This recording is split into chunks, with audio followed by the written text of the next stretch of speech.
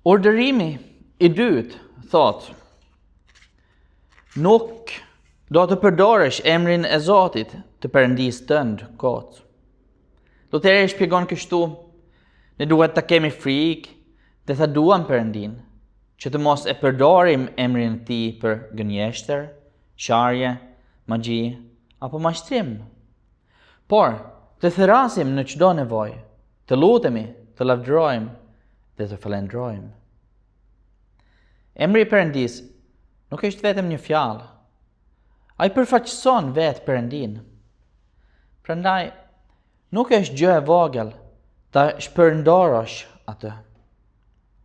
Kur e përdorim emrin e tij pa kujdes, si një shprehje zemërimi ose për t'i dhënë peshe diçka të reme, tregojmë se nuk e marrim Perëndin seriozisht.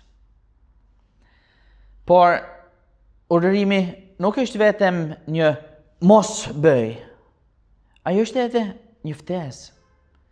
Perëndia dëshiron që ne të përdorim emrin e tij, por në mënyrën e duhur. Kur lutemi, kur therasim për ndihmë, kur falenderojmë dhe e lavdërojmë. Të therashës emrin e Perëndisë është një nga dhuratat më të mëdha që kemi marrë. Ai dëshiron të thirret.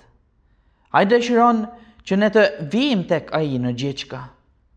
Pra, ky urdhërim nuk ka të bëjë vetëm me fjalët tona, por me marrëdhënien tonë me Perëndin. Herën tjetër, do të vazhdojmë me urdhërimin e tretë.